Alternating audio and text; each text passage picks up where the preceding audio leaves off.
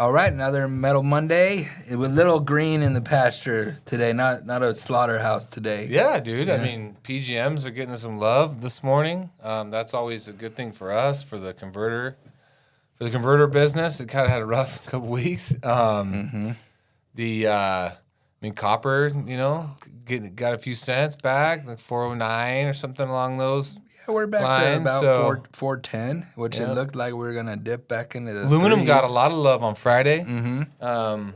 With the Chinese basically coming out and saying they weren't going to give the tax incentive for export aluminum, and I think, or is it import? Either way, but part of that, the reasoning behind that is they feel like there's going to be less aluminum available. They're not going to flood the market. To the market, so they're wondering. I think the smelters and the consumers are wondering like how much is going to be available. So aluminum got some love on Friday. Yeah, I think in generally speaking that, base metals are, nickel is just struggling. I think it's around $7, and lead is what it is. I think in general, it should be interesting finish to the year. I don't see anything crazy, big movements either way, unless something wild happens, which definitely is the case with all the shit that's going on out there. But do you think we end the year with copper above $4? I feel like you're just trying to take my money. A bait. Yeah, exactly. I think so. You. Okay, do we end it above 430? End the year like December 31st. Yeah, at the end of the year. Does it end, 430-ish? Yes. Okay. And then we go higher. Okay. I'll take the under. Under 430? I'll take the under. I'll do it. $1 million. How about 100? Let's do 100 million? No. Fuck, let's do. Yeah. Okay. All right. I got it. Okay, we'll get it. I think it's over 430. Okay. I hope you're right. I like betting the over. I know. Yeah. I'm gonna try and take your positivity. Yeah. And, you take it. I'll take that 4 to 4. I'll take anything under 430. Do I get credit if it goes over 430 at any point? No. Okay. Nope. It's got to be there. It's got to finish. It's got to finish the year. Okay. At 430. That's fair. Okay. That's fair. Okay, cool. Well, I hope everything, obviously holds Snow's on. officially here in Idaho. Yeah, we got a good amount of snow in certain areas yesterday. Some of our southeast yards. We got some pictures this morning. I had some in Caldwell yesterday morning. Yeah, we got a little sprinkling of it, at my house. Nothing that stuck or made any dent. But yeah, winter's officially here. And that being said, I think that's usually good for the ferrous scrap market if you've got some inventory. Just because, we talk about it. December is 2 weeks, really. I mean, because this year we, with Christmas being on a Wednesday and New Year's being on a Wednesday, I mean, shoots the shit out of those 2 weeks. So we really have, honestly, a month left of this year of real shipping and we'll still process, we'll still buy, we'll still be open, we still do all that. Really, it's like 3 weeks because you got Thanksgiving next week. Yeah, but that doesn't throw as big of a wrench. No.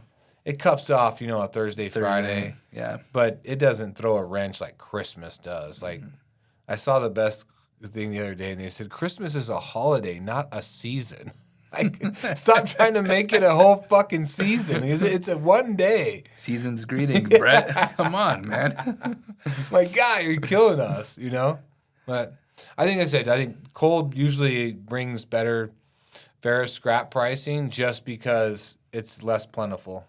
And it's harder to get to. It shuts it down in the flow in the yards. It does shut that down for a little bit till people get full and they have to just battle the elements and bring it in and handle the cold, Yeah. So, we've been a little slower in the yards because it's actually pretty cold in the mornings, and the day's been colder. But that will change once people get used to it.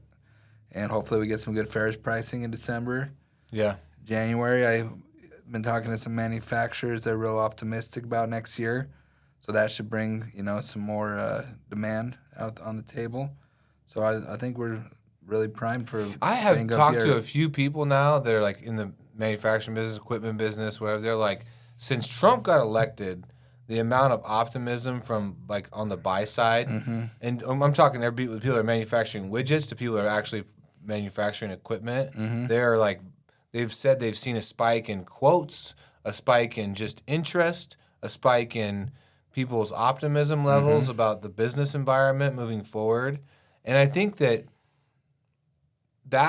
gives me a lot of encouragement for, what could be coming down the line. Now, I think the rest of this year could kind of be a drag. I mean, to a certain extent, I think there's not a lot of change or a lot of upside. There's probably more downside risk than, say, upside risk as we kind of wait for maybe a new regime to come in January.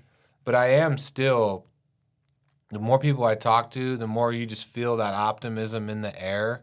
And especially from a business environment, which is what I pay attention to. I'm less about the social issues per se, as much as like I'm more in tuned to like what's the business environment, and that's what I really speak to the most. Is that's where I feel like there's a lot of positive energy, a lot of positive momentum. So if that follows through, I think you need scrap, you need steel, you need aluminum, you need copper, you need PGMs, like you need all that stuff to make the industrial world go round. So I think we're positioned well in this industry if some of these things come to fruition.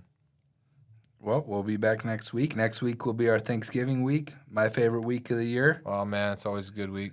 And last year during this fucking week, we were doing 75 hard. It was miserable. Oh, yeah, I can drink a beer on Thanksgiving. Yeah, this year I'm like, I may have me some wine. I don't know if beers. Does Netflix, are they streaming a football game on Thanksgiving? Oh, it's Christmas. Yeah, they really the Raiders and the Chiefs. They really shit the bed on that stream this weekend. Did you watch the Tyson fight? I tried to, but I couldn't watch it. Couldn't watch it. We got that link. Jay sent us out that link, that X, through the X platform, so I linked it to my phone and then streamed it to the TV. But that was really the only way, and even that was, I watched a couple rounds. It was fucking garbage. If you missed it, you didn't miss it. Like, just so you know, you might have missed. I watched it on my cell phone. I was at my buddy's house. We had everyone there, and we all watching it on our cell phones. Yeah, which was funny. But the girl fight, the only thing I think that came out good on that, Tyson and that Jake Paul, they got paid, whatever. They got their money. They got paid, and who cares about that? But those fighters in the undercard got a lot of exposure because that girl fight, it was awesome. That one we were able to stream. Yeah. That fight was awesome. So that's cool. That's good for them. All right, everybody, have a great week, and we'll see you next week. And next week, it's not even next week. It's the week after that's Thanksgiving, just so you know. It's the 28th. Oh, yeah. You're trying to rush. I'm a little... FYI. Oh, yeah, you're right. We do got a full month then. Yeah. Yeah, we got a full month left. Yep. Okay. All right. Thanks, everybody. Take care.